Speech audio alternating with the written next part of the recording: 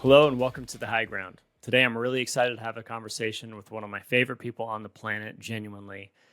We've known each other professionally for almost 10 years now, and she's one of the smartest and most well articulated people I know working in marketing and strategic communication. On top of that, she also happens to be working in one of the more difficult industries to communicate in and market for, the defense industry. Without further ado, I hope you enjoy this conversation between me and Elizabeth Nerland. It's been 8 years, or like 7 or 8 years since then, which is insane. That is insane. Yeah. And now we're in the, I guess, defense industry now, government and hmm defense. What does that transition look like for you? I used to teach marketing, and I used to say this as part of my introduction to new students was that my whole career had been focused in service industry. So, I've worked GovCon and defense. That's what I work now. I've worked commercial. I've been in the finance industry, the travel industry, travel and tourism, architecture, engineering. Like there's education. Like there's this pretty big span. But what's similar across all of it is that it's service industry. And the reason that I like service is because there's so much requirement for people to be involved. And I really like the fact that as a marketer, I can't just be concerned with what's going on externally. I have to be concerned with what's going on internally within an organization as well, because my product walks out the door every single day. And I'm not selling toothpaste. I cannot promise it's going to be minty fresh every single time. So that requires empathy and just this like real focus on people. And I think that one of the things that gets lost in the concept of defense and GovCon is that really at the end of the day, the people who are buying products and services for the government are exactly that. They are people. That means that their decision making is as emotionally charged as every single other industry. Yes, they have proposal processes and regulations and rules, but they're still people. So relationships still matter, marketing still matters. And when you look at it from that lens, then the guardrails are maybe a little bit different, but it's the same problem. It's the same challenge. That's an interesting point. And I hadn't heard it put that way. But now that you say it, I'm like, oh, this makes total sense. It's the dichotomy with marketing in GovCon is most of the people in GovCon are like, team everything. Like the internal comms, the kind of hoorah type mentality is so strong. But there's this disconnect between how they communicate with their team in person and how they communicate their business and services to the broader public. That hmm it's like they forget. They're like, no, to the broader public, we need to seem very serious. We're machines. Right, exactly. And some of the companies that are the most successful, at least from my view, in GovCon are the companies that take risks in their marketing. One of the ones that I think about is Leidos, and I think about Leidos because when we talk about like color theory in marketing, and it changes a little bit, but there's like these ideas that like you need like warm tones that are in the like yellow orange area for food, and you need um grays and steels and camo for defense. And like there's these ideas out there of like what your brand should look like when you're marketing to certain industries.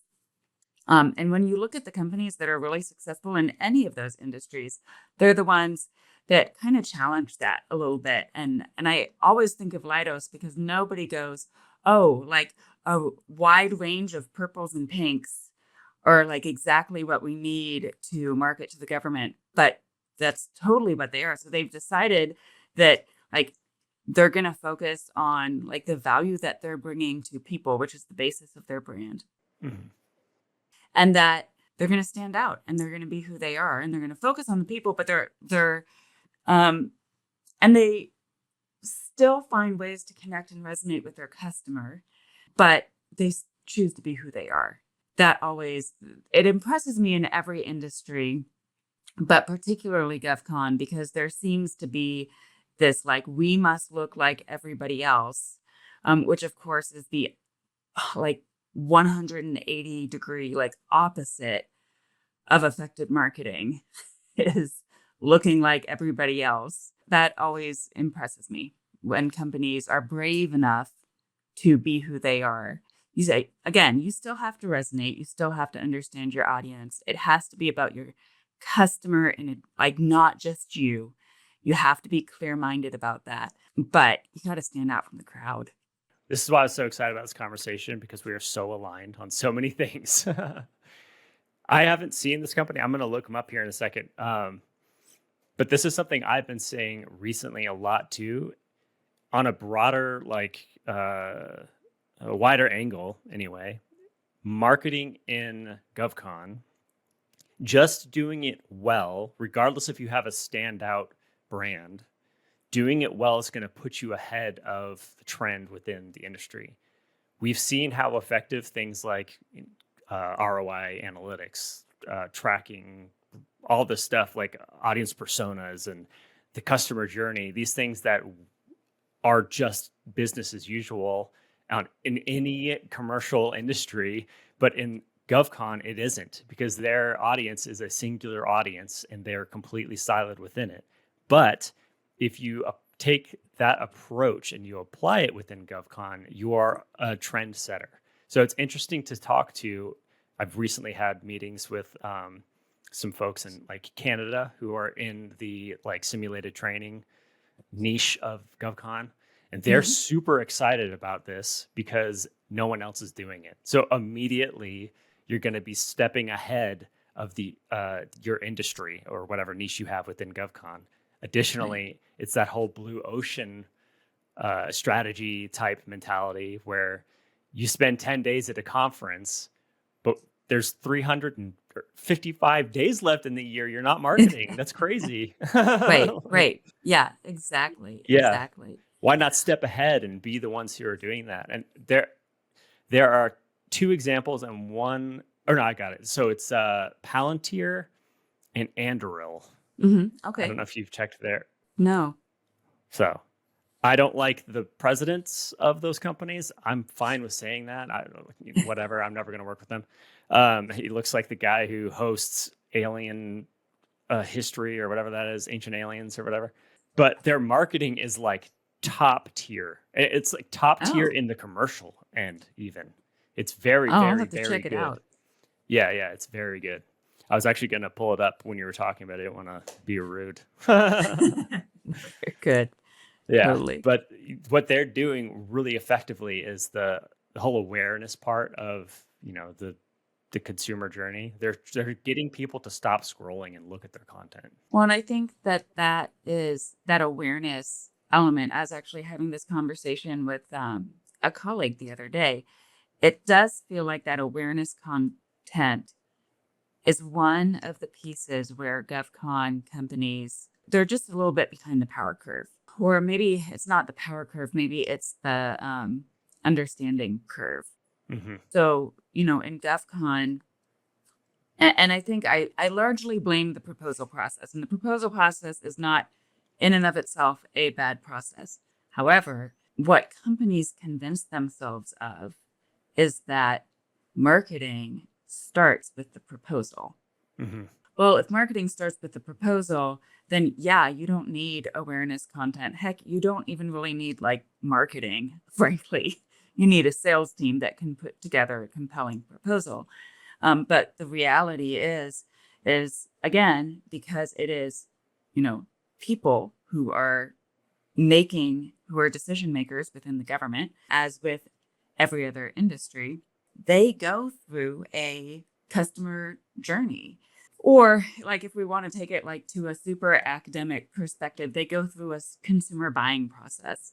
And I do find that sometimes in GovCon, when you're talking to your internal stakeholders, I actually sometimes pull back to something that's a little bit more academic and boring sounding.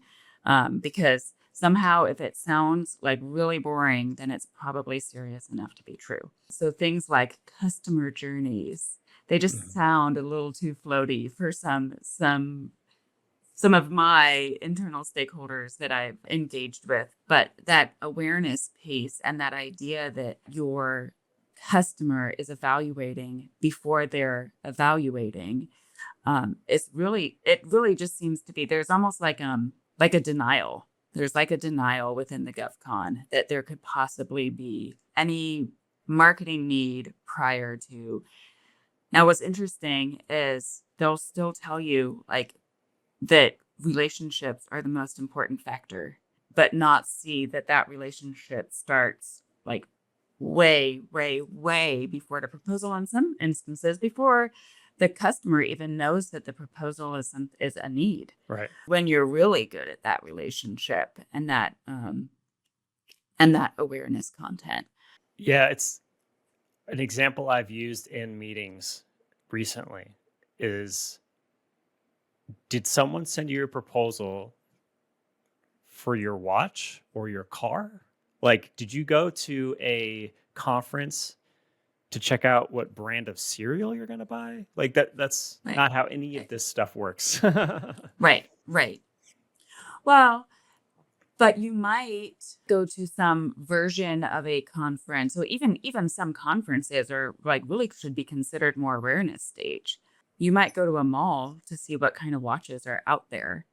So like a mall might be, or you'll go to the grocery store and like hang out in the cereal aisle to see maybe what's new. I mean, I don't shop that way, but Yeah. if you are forward thinking and looking like uh, outside of your everyday cereal options, perhaps you kind of saunter in the cereal aisle instead of going straight for what you want. And conferences can be a good place for that, for your customer to go, well, what is out there? And like look at it as a learning experience, a learning opportunity.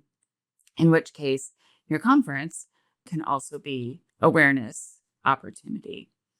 There was something else I was going to say about, just the relationship piece and where marketing is needed in GovCon. And going back to that, your buyers are people, they're not robots. And one of the other arguments that I hear come up a lot is that government contractors or government solutioners won't do work outside of their 9 to 5 to even be considering other opportunities or considering solutions to their problems. So it becomes the argument against like doing advertising or maybe trying to be on the radio or whatever it is.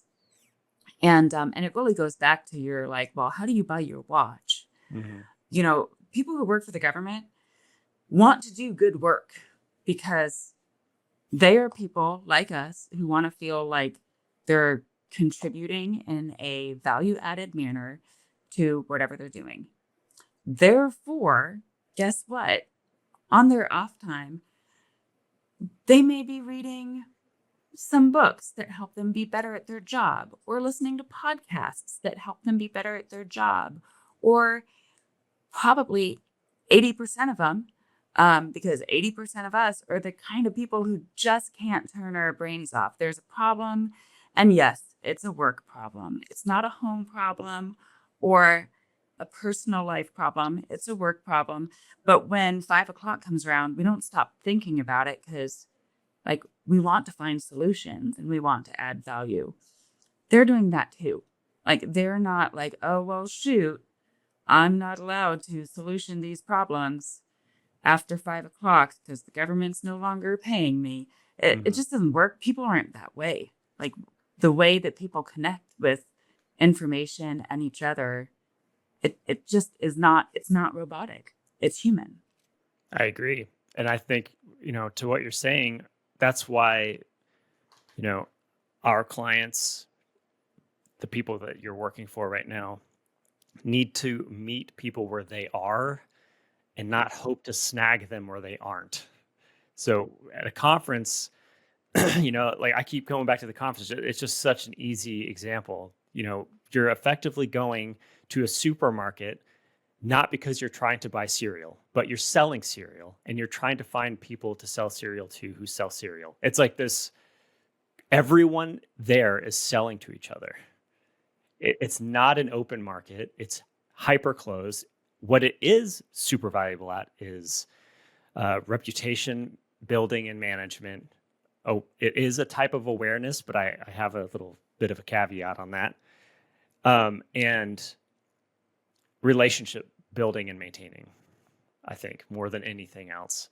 Those are very valuable, but if you took 10% of what people generally pay for booth and placement, you could pay for a marketing campaign. Like, Right.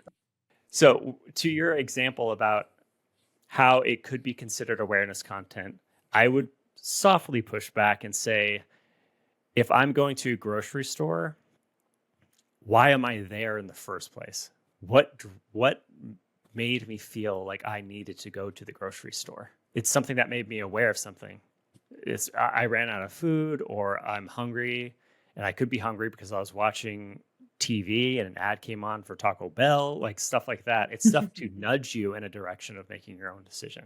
So while I think that conferences can be awareness, I think they've, to me, way heavier in the consideration stage. They've already made some decision or been made aware of a company or just an industry in general that might have a solution to their problem. So now they're going to the conference to find the solution, to consider a solution. Last little just like nitpicky thing too that my stupid ADHD brain won't let go of. To go to the store, I don't have to get a background check and I don't have to pay for it. Like it costs me as a person. Well, not every store. Not every store, true. Costco, I guess, technically costs money to go to. But like, if I want to go to any of these defense conferences, not only do I have to have a background check, which is fine, but I have to pay hundreds of dollars. And that's as a person who's just going to like walk around. I'm not presenting anything, no VIP anything. I would just say that I had to have been made aware of something I was interested in before I chose to purchase that ticket to go to the conference. Okay. Yes. Excellent point. Well, and I think that also speaks to the idea that when we talk about customer journeys, like it's really easy to visualize them from like, reading left to right, right? Like everyone goes through this, they do awareness, then they do consideration, and they like continue to move down the line.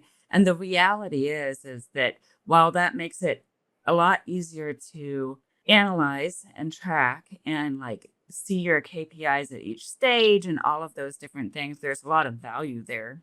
But the reality of the human experience is like people are actually bouncing back and forth within this customer journey. It's not necessarily, it can be, but it's not necessarily this like clear, straight path.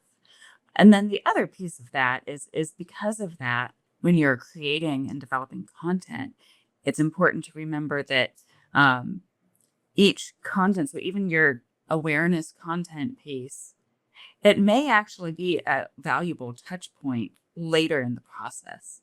And when I talk about content with my sales teams, I'm always like making sure that they understand that our goal is to create lots of resources so they have lots of available touch points to leverage, like a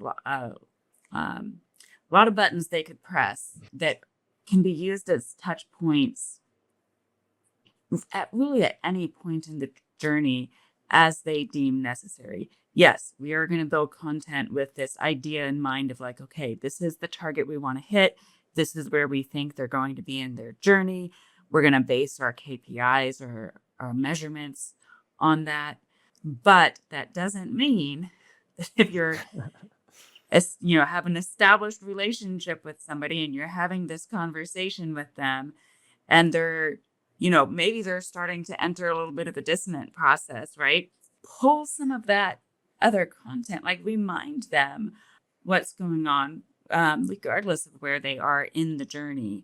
I think those are some of the areas that, we talk about systems and tools and technology and being able to leverage technology to do these customer journeys and all of this stuff. And it's just really starts to become this example of where you cannot let technology and data are valuable tools. They do not replace human beings. True. And I would like to venture, I know that everyone thinks that AI is taking over the world and everyone's scared for their jobs and nobody knows why they should bother to get an education because AI is just going to do it all one day. But they're never going to be able to have empathy the way and understand humans the way humans can understand humans. That's just the way it is. And frankly, if we get to a point where AI is understanding humans the way humans understand humans, one, we're probably not growing as a species, which is problematic.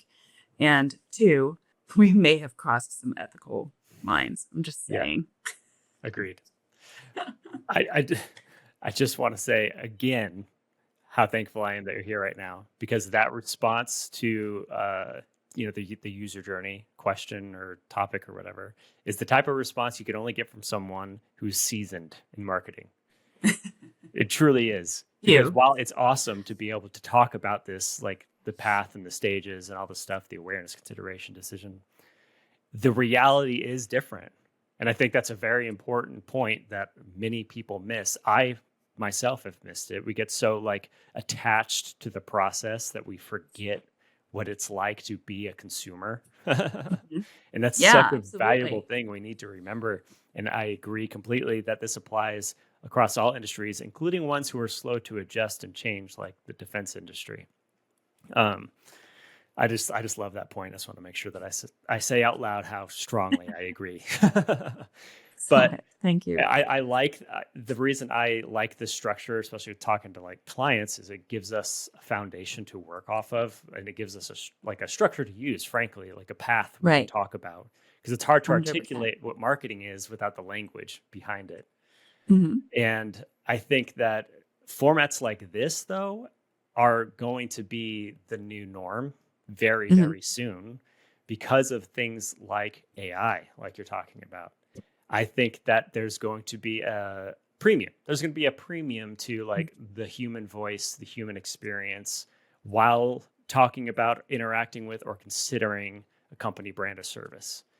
They're going to want to see things like, and it's a buzzword, but there's a reason, thought leadership, mm-hmm. and relationship building on a broader scale. So not just necessarily one-on-one at conferences, but having conversations like this between you and I that people listen to and they feel like they're a part of the conversation, that type of thing. But this is part of the reputation building that I think a lot of defense contractor types completely ignore and take for mm-hmm. granted, but they listen to them. Right. They're listening to podcasts. True. Isn't that true? That's so funny. You're literally listening to the thing and you do it without even thinking. It's also marketing. Even if it's, like a Joe Rogan or something, you don't think he's marketing constantly? That's the reason he's so successful. Well, he is a brand. Yeah, exactly. Oh, yeah. And just a personal take, I don't like Joe Rogan. I don't like his style. I don't like the people he has on 90% of the time. But he's incredibly effective and good at it. The point is, I think that the human element that you're talking about right now, some of that, part of that, including authority building, including thought leadership, can be solved with quicker, more adaptive type media like this that's also human. Right. Again, to your point, with AI, it is so obvious when people write with AI. It's so blatant, it's embarrassing. And now I'm starting to go to websites and be like, dude, you just had ChatGPT write your website. And now you can go to Squarespace and just say what industry you are in, give it your branding. It'll just make you a website using AI. So I think there's going to be a premium put on these types of conversations and media that involves people talking and stuff like that, as well as content that has a human touch and doesn't feel artificial. The pendulum's going to swing. Yeah, no, absolutely. And I think that it comes down to trust. You when you can start to see through people's content, you can't trust them. So, because if it appears that a website was written by an AI or any of your content was written by an AI, then you look at it and you go, okay, well, is this really who they are? Or is this the lipstick on the pig? And so you're really you're breaking trust Yep. when you're not, which is not to say, like, don't get me wrong, I use ChatGPT, but I don't put in a prompt. And usually like in my process, and I've been a very hesitant user, but I've like, you know, developed, there's certain things that I will not use it for. I just will not. I never get what I need the first time. Hmm. So there is a pretty significant prompting process. And I never copy and paste, even once I prompted back and forth. Like there's always an editing process. Um, Sometimes what I'll use ChatGPT for is to get myself just out of a slump, and it'll be like that one sentence, right? Like this just doesn't sound right, and I can't figure it out. And you put that into ChatGPT. Can you rewrite this 5 different ways? And I still won't typically end up liking one of those 5 ways enough to use it as is. But there are ways to use AI and ChatGPT as they're suited, which is as a tool to support the human experience. Yes. Once you let that go, then you're down the wrong path. There's so many things I want to say. That's why I love this conversation. 100% yes. I think that AI, just like everything, like you're saying, is a tool. 100%. Like the way I use it, if I'm going to be writing anything, I almost never use AI for writing. It never comes off well. It doesn't sound like me. It doesn't feel right. But what I have found myself doing is having it do the research, and I'll have Mm. it like one window here and then another window here where I'm writing, and I never copy and paste. That is strictly like straight up because it just makes me feel gross on a personal level. It has nothing to do Right. with the outcome. It's just I don't like it. It does not make me feel good. And I respect my intelligence and my experience enough to like stand on it, and I'm going to do Right. that. It also is just better. And I think it's Right. Right. better. Maybe in the future AI will be able to emulate this type of thing, but I find it incredibly unlikely to the extreme. AI will not understand grief, loss, shame, happiness, joy, the way it feels when you wake up and the sun's out and you're rested, like stuff like that. It will never intuitively understand those things. And it will never be able to combine all of those experience to your like present being. Like we are the result of many thousands and thousands of decisions and choices we made throughout our life, and mistakes and pain and joy. It's just never going to have that. That's the whole human experience. Right. On here's the thing, like use AI, use it as a tool. And instead of letting that tool make you like more productive and efficient so that you feel like you're doing the work of 5 people as one, like let it free up your time to have those deep Yes. experiences. Because if you want to know what's going to make you a better writer, marketer, communicator, connector of people, it's going to be getting like out of your workspace and going out and having those. I am telling you, I became a much better writer when I started homeschooling my kids for a myriad of reasons. One, like, you don't educate kids the way you train a dog. It's significantly more difficult. And it's exhausting. And the amount of, and rewarding, but the amount of empathy and creative problem solving and just really seeing your kids not as little things that you need to form into like good readers, but like people that you get the honor of helping to develop and grow, is you learn so much about just human dignity, frankly, Mm. and management. And like, I'm a better manager because of the way I engage with my kids, not because anybody I manage is a child. It's really more about like me starting to understand that people are people regardless of their age. Like I Right. really believe that. But the other piece was because I was able to because I started homeschooling my children, and part of that experience was digging deep into literature and history and these different topics that we kind of view as um, your academic, like pre 18-year-old life, um, and not like before I started homeschooling my kids, my book list was like every once in a while a parenting book and like business books. Like I have, and there's a lot of really great ones out there, and there's a lot that I really love. Um, but none of them made me a better writer and a better communicator. But when I started reading, even you're gonna laugh at me, but even what do they call those? Like middle, like books for kids, like in the 10 to 13-year-old age range. Hmm. Like the young adult. Yeah, well, it's even younger than young adult. Young adult is getting into some deeper content, but there's and not just doing that, but like really exploring the literary devices. So like, exploring similes. A lot of people have heard about the book. What about Ivan? Something about Ivan, because there was a movie about the gorilla, the ape. Anyways, that same author has written books. Gosh, this is going to drive me nuts. I need to look up what this book is called. I know the feeling so well. Your brain starts itching and you have to scratch it, you know. It's there's other characters, other animal characters. There's a dog named Bob, and there's an elephant named Ruby. The one and only Ivan. That's what it is. There was a movie, The One and Only Ivan. So a lot of people know that. But there's also The One and Only Bob and The One and Only Ruby. We've read all of these books as a family. And the playfulness of language in these books, because they're targeted at like young people, Mm-hmm. it's just so vibrant. And it's those deep experiences. And I can't wait till we start getting into, my kids aren't quite into those high school years. But I can't wait till we start getting into books that I remember kind of enjoying in high school.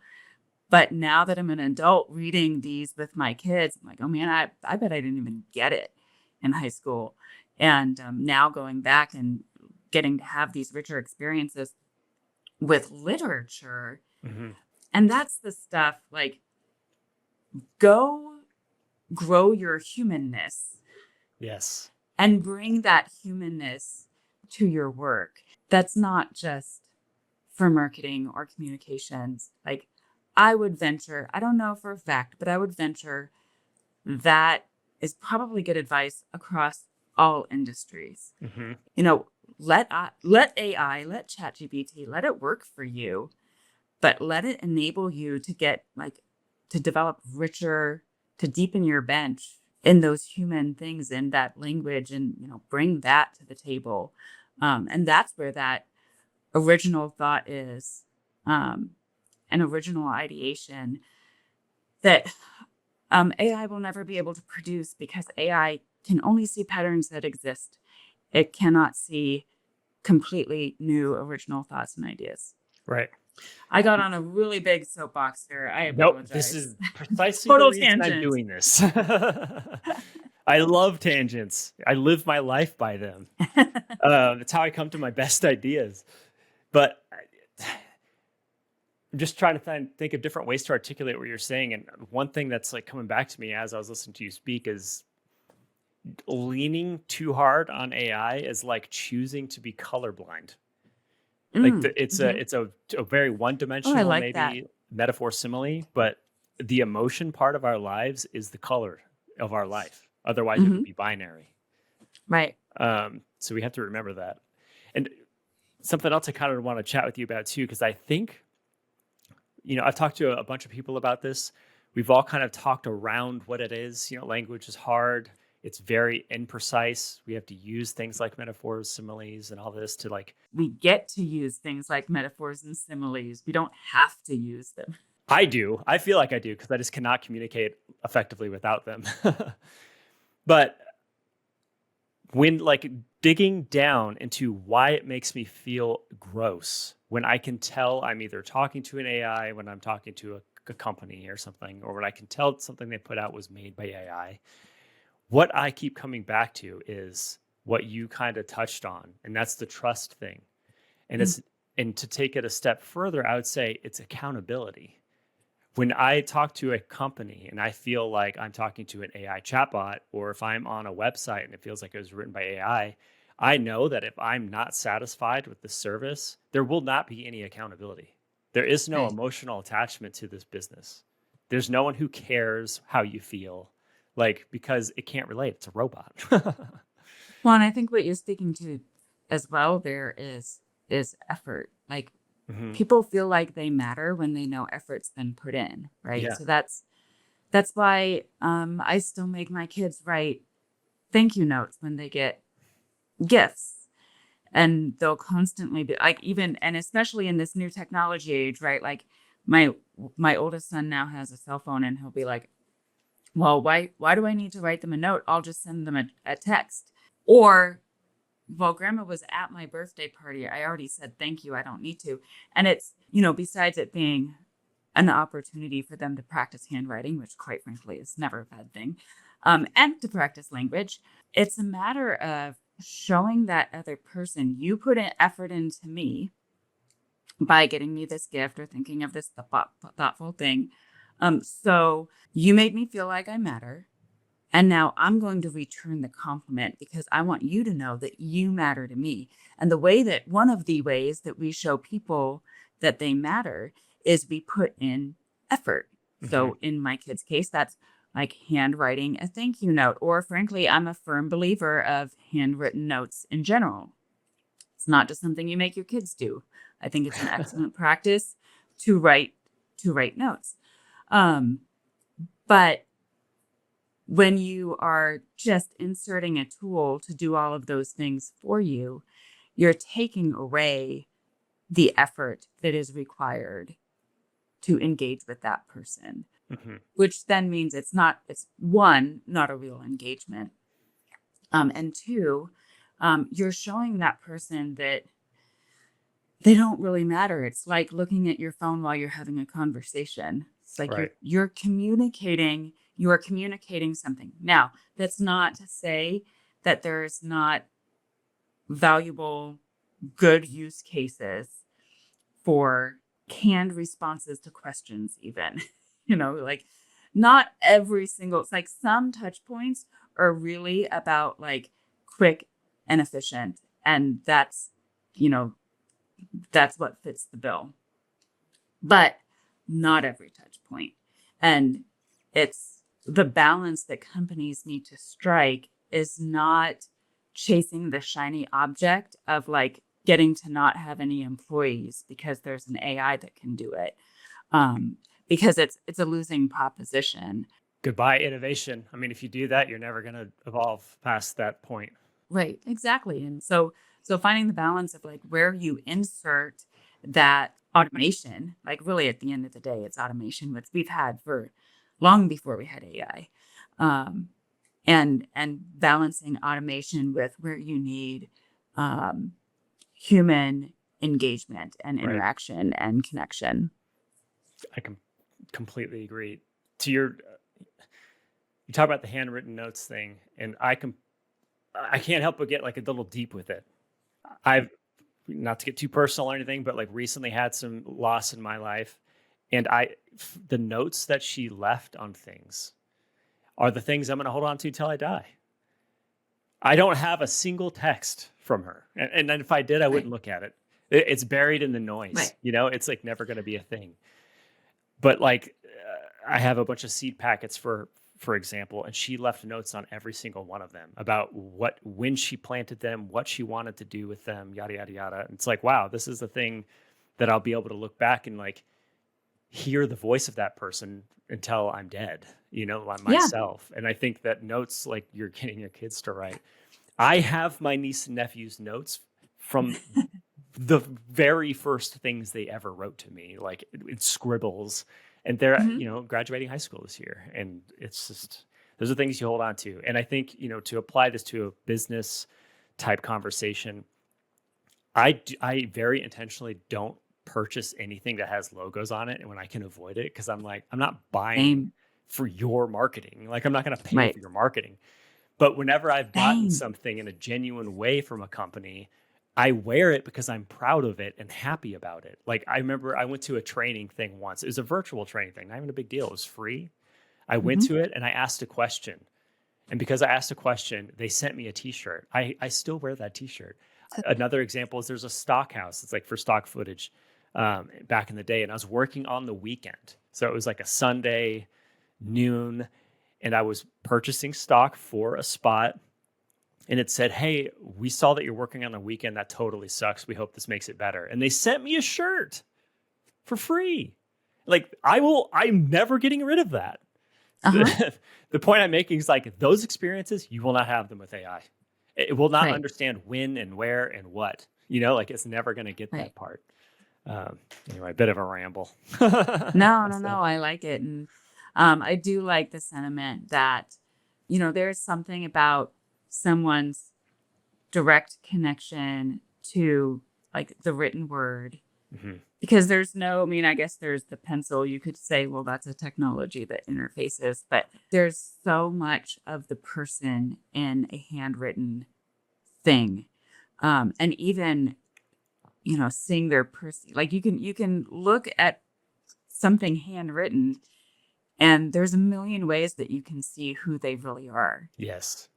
Whether they have like a cursive handwriting or like my dad used to, he probably still does. Everything was in all caps. And when you just start to recognize people's handwriting or you see the different, people's different approach on whether or not they like cross something out or erase it or try to write over it. Or I don't know if you've ever met anybody who like always has like, I didn't even know you could still get that little whiteout stuff Hmm.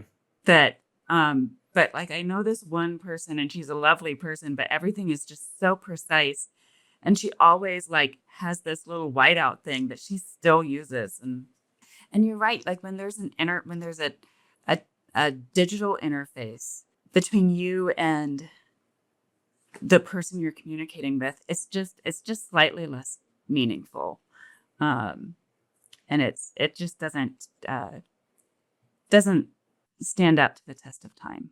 Not at all. I think that I love what you're talking about with the handwriting thing because I can see it in the notes that I've been looking at. Like I can tell when she was tired or when she was excited. It's and her handwriting has always been so beautiful, but I could because she would like took calligraphy in college and stuff, so her handwriting was always beautiful. But as she got older, it got worse and worse, and she went from writing cursive all the time to writing normal. Hmm. What do you call it? I don't even know what you call that anymore. How stupid am I? It's It's just print. No, thank it's you, print. print.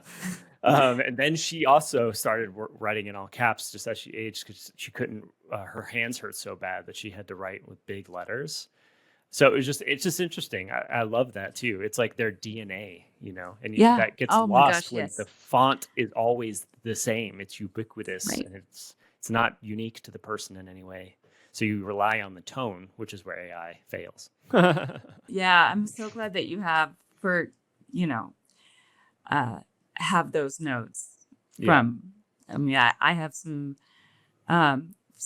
notes from various people and my grandma actually my two of my great grandmas and one of my grandmas were prolific writers. So I have notes from them when I would write them as a kid, and yeah, there's just nothing that quite beats it.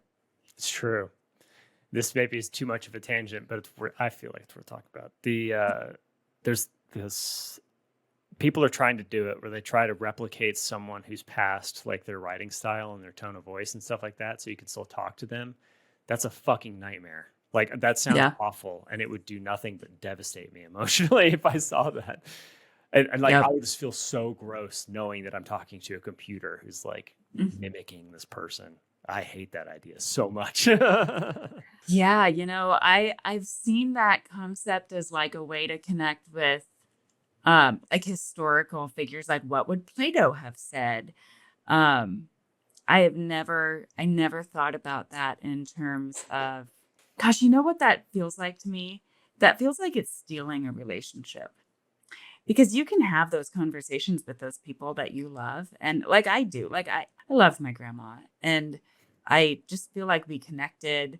And my grandma I have a lot of brothers and sisters. I have a lot of cousins. Like she had a lot of grandkids to connect with. And I'm sure that she connected with each of them in a special way. But I felt like she and I really resonated. With each other. And I still like she passed away over 20 years ago. And I still talk to her, but I know what she would say. Yeah. And if somebody, I mean, I know what she would say because I had this really close relationship with her. Now, I'm a lot older than I was over 20 years ago. So maybe absolutely our conversations would have evolved. But ultimately, to try and have an AI like interpret all of that writing, and one, I think as humans, we can just know that that's never going to be accurate because Right. what we say to different people is different based on our relationship with them, which an AI couldn't understand. What we write down versus what we say is Mhm. different. I mean, there's just there are so many nuances to the human experience. But I think that when we engage in that type of activity, instead of enriching something, we're stealing something from ourselves. Yeah. We're stealing our own relationship. We're stealing a deepness and a richness.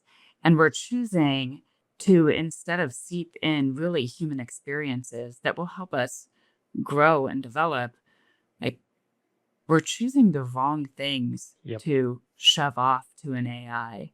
And I don't know if you've seen this. It's like a quote, or it's like going around on Instagram, or it has been for months now. And I'm going to get it wrong, but the idea that like, well, I don't want AI to write poetry for me. I want it to do my laundry so that Yes. I can be creative. Like Yeah. I am uninterested in AI creating beautiful paintings. I want to create beautiful Yeah. paintings. But like, can we figure out how to get AI to fold my laundry? And I so love that. I so resonate with that. And besides it being like funny and true, it's like it really speaks to, we're using AI for the wrong thing. For the wrong thing. Like, Yes. don't let AI take away your humanness. Um, because people, gosh, we need purpose. We need purpose and we need beauty and we need to be able to create. And if we let some machine take that over, we've missed the mark. I totally cannot agree stronger that it's the idea that an AI would speak with a loved one's voice to me is like perverse. Um, I agree. it's disgusting. I hate it. And I also talk to this person all the time. I thank them for the things they taught me and for the things they gave me and all this stuff. Like I I'm just like heavily agreeing with you. I haven't heard anyone articulate it this way and it makes me happy. But there are certain human experiences that you must go through and they suck. They hurt bad. Like, but that is part of what makes us all human. It's part of what gives us empathy. And I think there's this, zeitgeist desire for pain avoidance, but avoiding pain stunts our growth. So now we're becoming more socially awkward and unable to maintain relationships and yada yada yada. It's just like this is getting worse and worse. And to that example you gave about like not writing poetry but doing the dishes, 1000% yes. But the problem is that AI companies like ChatGPT or whatever, while of course useful, they are not making ChatGPT for you and me as people. They're making it for companies to save money. Like Right. they're making it into what's going to be one of the most invasive, malicious marketing tools to have ever existed. Like that sounds very like hyperbolic, but it really isn't. There was a story I was just reading yesterday about how ChatGPT now it kind of like gasses you up, like it always agrees with you even when you're wrong. Right. Right. Like there was a little, like a small like user group test where a bunch of these people asked ChatGPT what they think what their IQ was based on their previous conversations, and they all said 165. That's like Einstein level genius, like the what I'm getting at is, think of how like insidious that is if you have someone who has an ideology that maybe we don't agree with or maybe is destructive in some way, but this chat model is gassing up all of their ideas even when they're bad. Right. Right. Now you put a layer on that of, well, I have problem A. How do I solve problem? How do I solve problem A with a B? ChatGPT, having spoken to you, it knows how you feel and how you think because you're using it as your therapist as well. Will lead you to buy a product because a marketer paid ChatGPT to do so. Like that is where I see some like truly diabolical stuff happening in the future. And I work in marketing, and I am telling you, that is going to be diabolical on like a social level.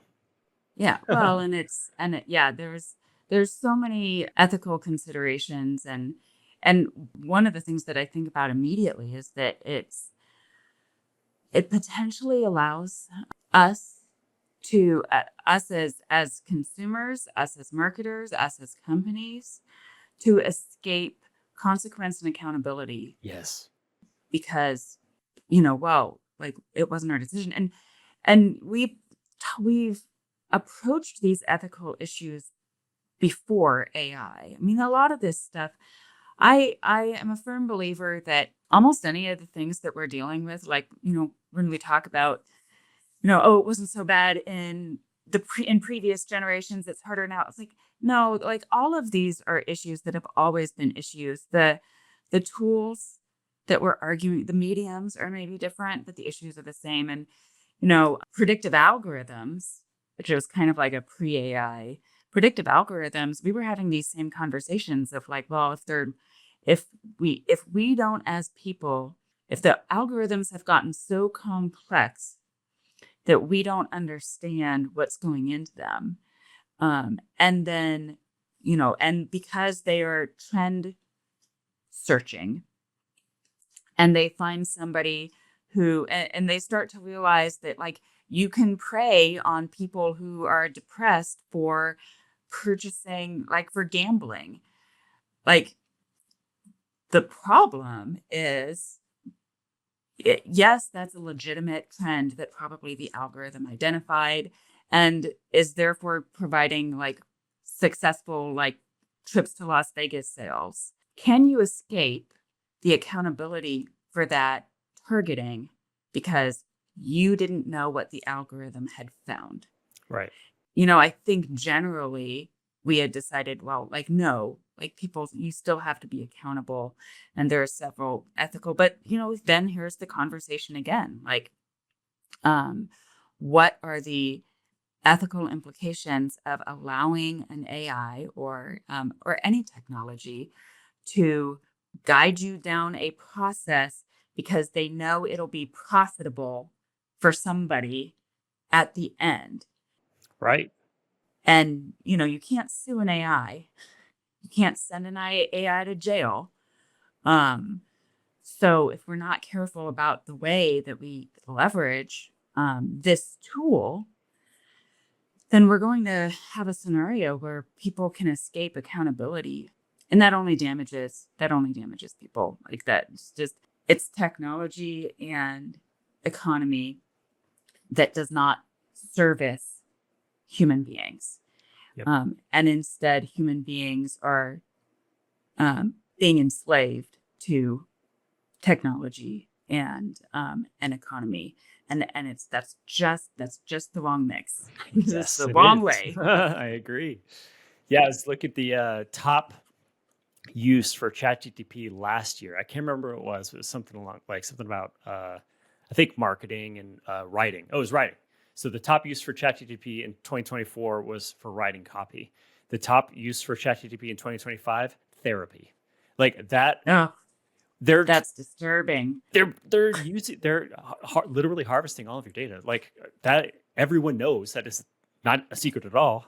Why would you give the last vestige of privacy you have, your emotional state, your worst moments, like your most vulnerable moments? Why would you give that data to it's essentially just a data gathering company who's going to then use it to market to you? Like that's just, it's intense, man. It's dystopian in the extreme. And again, like there are so many things that AI does well that I am grateful for. This format, this Riverside tool is Right. amazing for it. It's great. 100%. No one likes going through 3 hours of interviews and like cutting stuff out and whatever. Like I would much rather have it generally cut things for me. I can go through the transcript and see what works, see what doesn't, and then cut it. Like it does the bulk work that you'd have Right. an intern do, which is perfect. Right. Exactly. Yeah. Exactly.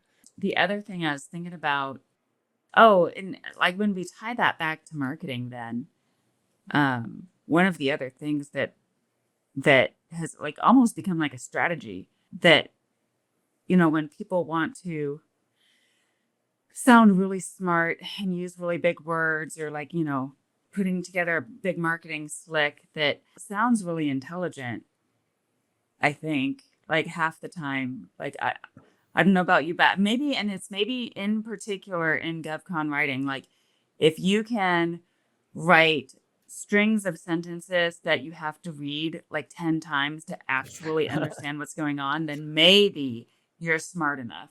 On a lot of that stuff, I'm like, you know what? Here's what I want you to do. Like, how would you say that to me as like a person? Mm-hmm. And it's like almost a strategy now to, instead of using all these big words or what, just like explain this to your teenager or your 12-year-old. Like, what would you say? Like, it is now a strategy to just sound like a person. Yep. And the best part, what people should feel really heartened about this, because I mean, I work with a lot of our leaders and people within the company and without the company, throughout the company, that sometimes they get really excited that ChatGPT is here because they're just awful writers. They're just not good at communicating. Or they come to me in my department for us to help them because they're just not good at writing. And I think what most people mean is that they're not good at grammar.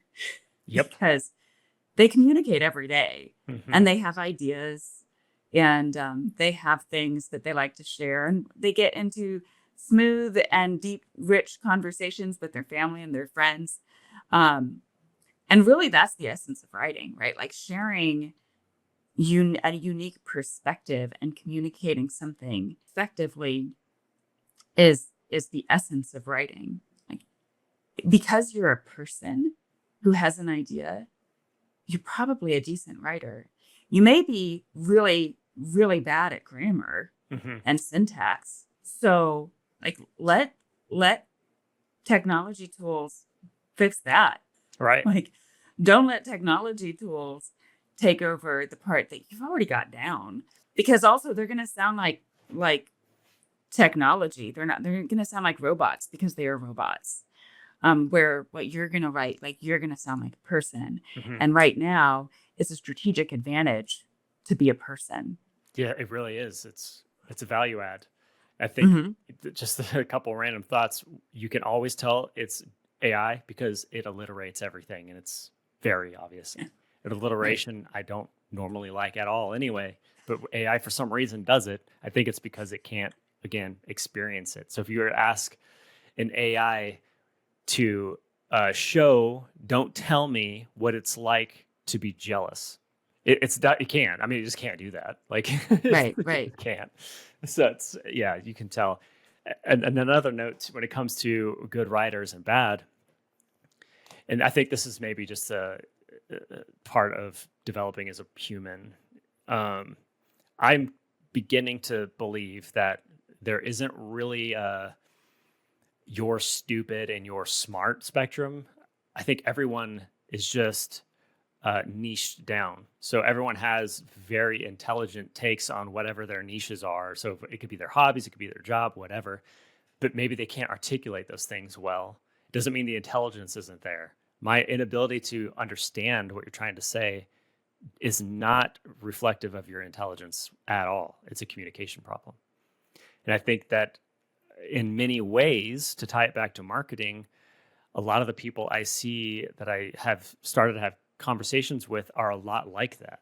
So they have a service that's unbelievably cool, super high tech, but they're printing their marketing materials from Word and sitting using that as brochures, or putting up a PowerPoint and saying that's like their demo reel. Like it's not that it's not that they aren't intelligent or smart or anything like that. Their business is unbelievable. It's that they can't communicate that thing clearly. Well, that's why you bring in people like you. That's right. I will be the translator. That's why I exist. Yes. There you go. Wow. I mean, really, that is it, right? Mhm. Like you're translating to GovCon in particular. I think you get a lot of really complex solutioning in GovCon, and experts think about their products, services, offerings in a very expert way, right? Which doesn't necessarily translate to how people think about their problems. I always think about one of my first jobs out of college was for an engineering firm. And the immediate thing that I started to recognize was as they were developing their proposals, they were writing all these very technical elements of, like, for example, an HVAC system. Mm-hmm. Never once within this HVAC technical solution that was like giving enough information to show that we're experts, but not too much to provide them the solution, and like all these things. And I was like, but you've never addressed what your HVAC system does for the people. Right. And at the end of the day, like, you need some technical stuff in there so that they know that you're competent. But really, the person who, like, the company, the organization, that puts out this RFP for a new HVAC system, they have a problem. That problem is when it's hot outside, it's also hot inside. Or when it's cold outside, it's also cold inside. Right. And they all have space heaters under their desks because they're like, address the problem. But that's the translation. That's what marketers, communicators are there to translate, is taking that very high end expertise and then being able to regurgitate that in a way that's just solving people's problems. Because, again, to my original point way at the beginning, it doesn't matter what industry you work in, the products and services that you're providing are there to solve people problems. Mm-hmm. So if you can't communicate what the people problem that you're solving is, or communicate in a relationship building way to the people who have those problems, you're not going to be able to sell your most amazing, cool, out of this world tool. Right. It doesn't matter how cool it is. Well, I think that's a really perfect way to articulate the difference between awareness and decision content.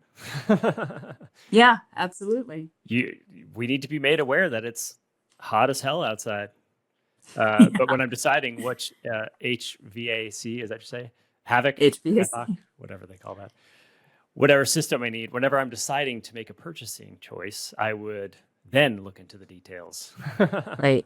Exactly. 100%. I think that is a challenge that I've seen across the board in the defense industry, regardless of the role you're playing. So there's, offense and defense. The defense industry has both of those things. It's not just defense. Right. But there's a story that I think they're all missing. I mean, at every trade show I've been to in the last 3 years, it's these, like, don't you want your sons and daughters to be safe? Like, right. Don't you want them to come home, like, Mm-hmm. protect us and protect themselves? And like, there's just this, I think maybe I've told you this offline, but there's this crazy dichotomy I have seen at conferences now repeatedly. And I saw it perfectly illustrated I was at ITSEC last year, perfectly illustrated. There was a group of college kids. They were all, I don't know, between 18 and 24, young people. They're dressed like college kids. And I see this young college girl with stilettos and a cardigan wearing a VR headset, shooting a 50 caliber machine gun.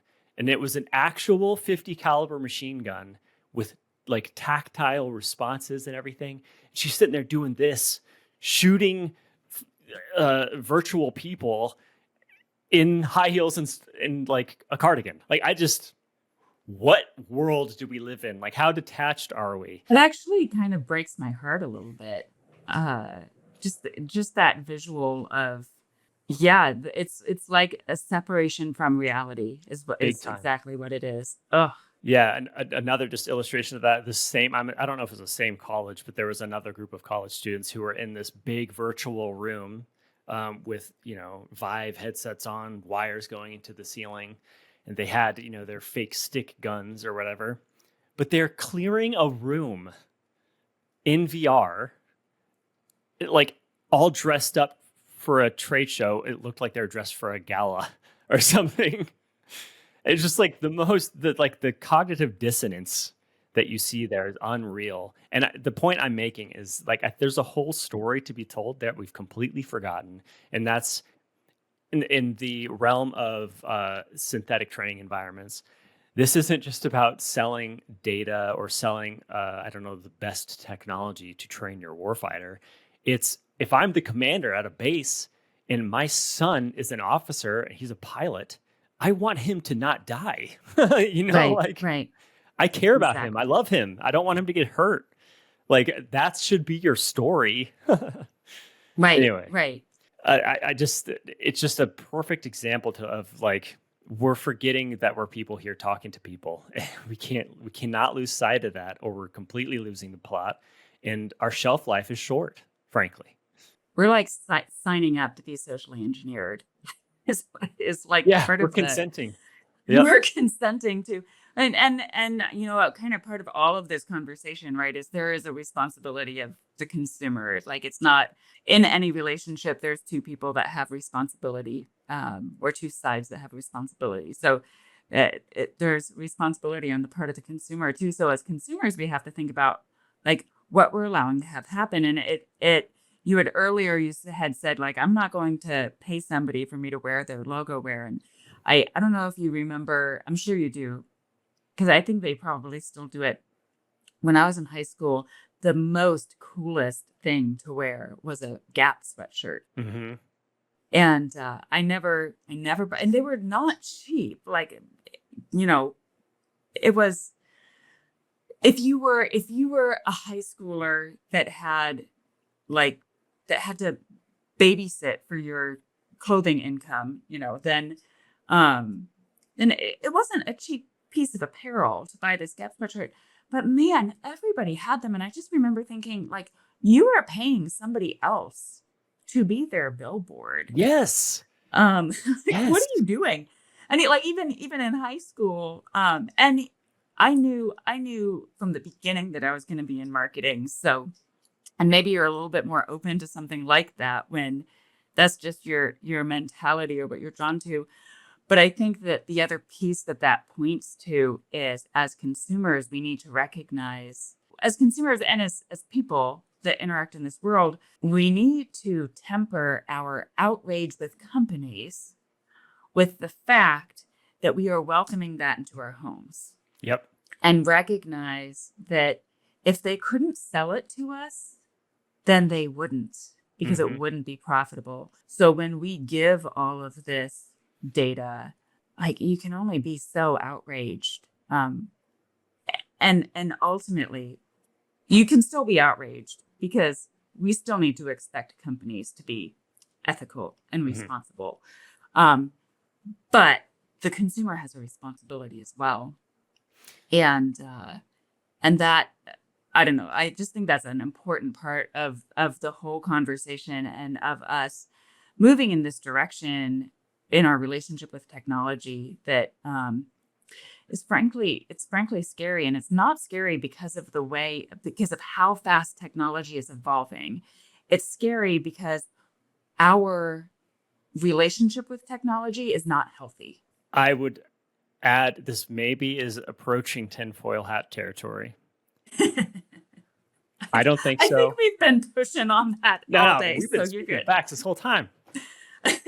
This one's a little more like harder to prove, but the evidence is kind of in front of our faces. ChatGTP. People tend to forget that PR agencies exist, and they work with. I'm not going to name names, but publication agencies that publish things like news on behalf of the client. If I am a company who offers a solution to whatever job fears you have, to whatever emotional problems you're having, it's trying to be a Swiss Army knife to all problems. How would I drive the most amount of people to it? I would probably say something like, AI is going to take your job. AI is going to control everything. You better use AI now before you're steamrolled by AI. Or like, it's basically creating a fear and anxiety that's driving people apart. It's siloing ourselves. It's creating like existential dread. And its solution is to be your therapist and get your data and sell you things. Like, it's the thing that is scaring us is using the fear to sell us to their product. That is scaring us. Yeah. I don't actually think that's overly foil hat. And I don't even necessarily like, I have a really difficult time thinking that there are like people that are truly vindictive. Now I know that there are, don't get me wrong. But we've just, we're all just we're letting ourselves be taken up. Yep. And, there's evil in the world. There are bad players, 100%. But probably at least half of the maliciousness is not actually coming from malicious intent. I think, because I just have to believe that most people have good intent. But like, I don't actually think that's super foil hat. I think that is probably, it's sensationalism, right? Like, Yep. And again, not a new problem. Nope. Sensationalism in the media has been leveraged to social engineer since the written word. So I hate, I'm not just trying to agree with everything you say, but I just happen to agree with But much I'm a everything you say. genius. But I also agree that I don't think that there was some grand plan. I actually think this applies to any level. So marketing, politics, whatever. I do not think that most things that are big picture like this are orchestrated. What I do think is there's opportunists who see an opportunity and take advantage of it. They see that people are scared of it, so they offer a solution through therapy, whatever. And like, that could have been an accident. Like, Right. One fringe blogger could have started talking about how AI is going to take our jobs 10 years ago, and they saw that it was effective, and now they've leaned in. Like, I don't think it's like some Illuminati conspiracy thing. I think it's just they're just taking advantage of what's obviously an opportunity to make more profit. Well, and if we're giving the data freely, Yeah. like if you're giving a company your biggest therapy fear, like your biggest fears or your biggest worries, whatever, your anxieties, if you're giving that to a company freely, which, make no mistake, there is a company behind every AI. When you're giving that freely, then what do you expect? Yep. Like, because on their end, potentially, by the time that data gets filtered through, like, it's just they're just evaluating data. Again, I'm not saying that's right, but you have to recognize your responsibility as a consumer. And I hate to diss on any company for anything, but like, I will not allow an Alexa in our home. Right. Because if you think for a second that we have family and friends who have Alexas and they're just like, oh, it's great. It gives my kid chores, blah, blah, whatever it is. And they're like, no, it's fine. I just turn it off when I'm not, it's not listening to us all the time. We just turn it off when we don't need to use it. I'm like, if you can turn it on by saying, Alexa, then I assure you it's listening and it knows every detail about what's going on in your home. It recognizes your voices. It can discern who's like, because it's an intelligent technology, and it's designed to be that way. So, guess what? You are welcoming Amazon into the intimate moments of your family in your home. Without a doubt. Like, hard Um, pass. No, thank you. no, I'm good too. I don't need that. Yeah, that stuff scares me a little bit. The dichotomy, and there is some nuance to this, some subtlety, is that a lot of what we do in the marketing industry is we do use data. Right, I don't think 100%. that I know I personally am not involved and would never be involved in a company who is that insidious with collecting their data. But without a Right. doubt, we have to at least do things like track whether or not our campaigns are effective. Hmm. So there is like a weird dichotomy there. It's kind of like, what are your values and do you stand Right, up for right. them or not? I think I read it in The Power of Habit, but I could be wrong. But there is a story about how Facebook got in a ton of trouble back in the day. This is like 10 years plus now ago, where they got caught listening to conversations on their phone. So it's still everyone, it still does that. Like it's not a secret anymore. But how they got around it was they had, it wasn't called AI then. It was, I can't remember what it was called, but basically it transcribed what you said, used that data, because it was a third party, and sent that data to Facebook. So it wasn't actually listening to you. It was just recording your words and putting them in a text document and sending that to data or sending that to Meta or Facebook or whatever for them to analyze. Right, So it's like right. they will always find a way. Well, and Facebook is an excellent example of, a lot of those companies, and it was a few years ago that Facebook was just like, well, our privacy policy is constantly evolving because what people are willing to, what people's threshold is Mhm. for privacy is always evolving. That's not a direct quote, that's the sentiment, but there's a couple things there. One is companies are going to push the envelope, and they're going to put their privacy policy right at about what they think you'll tolerate. Yep. It's not it's not necessarily rooted in some like higher standard of ethics. It's like, well, what can we get away with?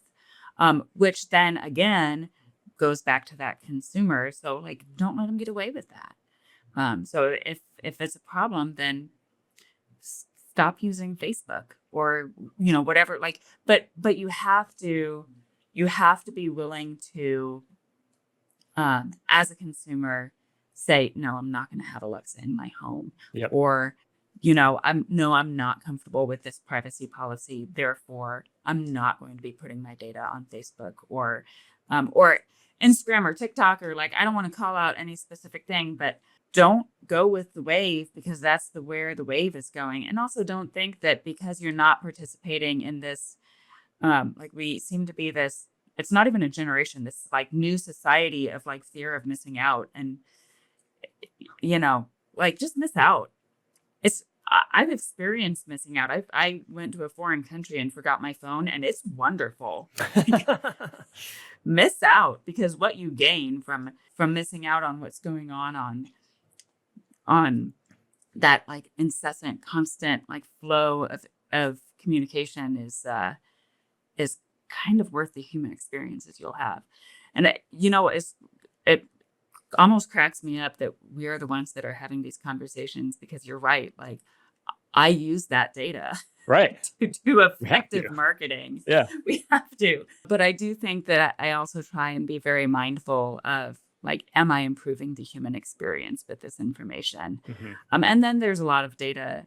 I think in reality, really to do effective things, you don't need as much data as you think you need. That depending on the level of maturity of your marketing program, like granted, but yeah, you don't need to know what time people go to the bathroom to do effective marketing. Like Yeah, there's a line. I agree. And that's kind of where people in, I would say, our profession gain their value.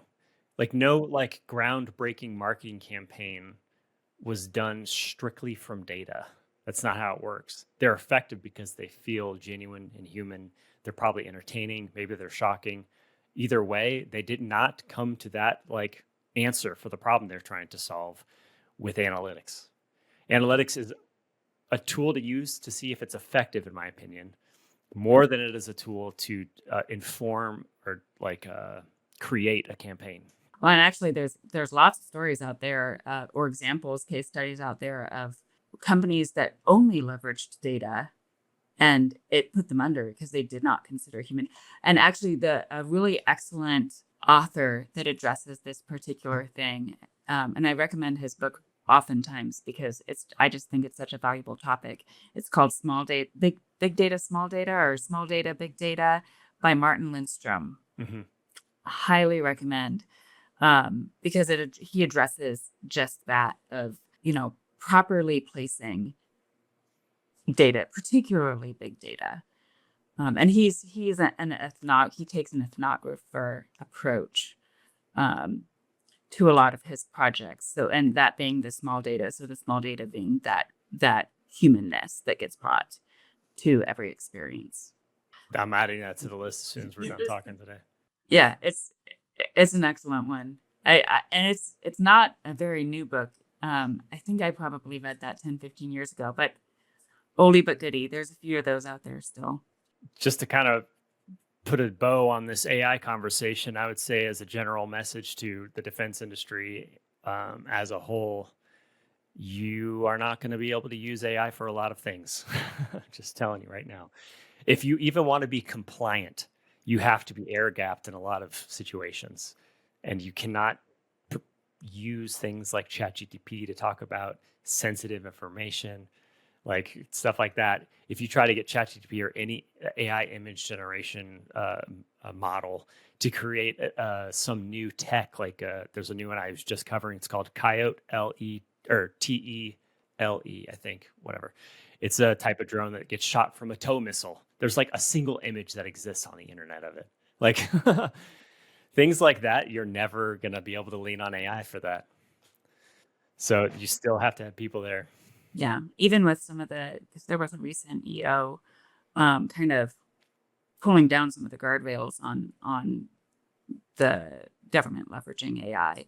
But you're right, even with some of that opening up that we've seen, regardless of your opinion of those particular EOs and their both efficacy and ethicalness, I think, is,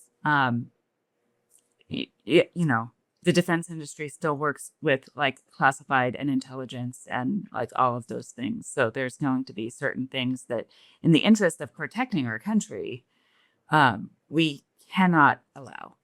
Right. I mean, I know that you deal with compliance issues all the time. We've talked about it. Like you can't use certain companies because they don't have servers based in the United States. That's very normal. Right. But take it like 10 steps further.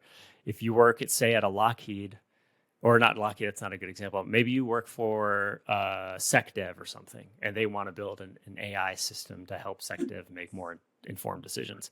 Okay, well, now you have to train the model on a library of classified and sensitive information that not only has, state secrets in it that maybe give away some of our capabilities, but could burn active agents right now. Right. You're never gonna I don't see a world where that is going to be possible when you also put in into the equation the bureaucracy of working in industries like this. If it takes 5 years to even be like to bring a client on, how long is it going to take to get certified compliant AIs working in systems like that? Like I can't fathom that. Yeah, absolutely. No, I agree completely. Well, that seems like a good place to end it. Well, thank you so much, Elizabeth, for being here. I really appreciate it. This is definitely going to happen again. I'm looking forward to it. I can't wait. Awesome. All right. Well, I'll see you next time.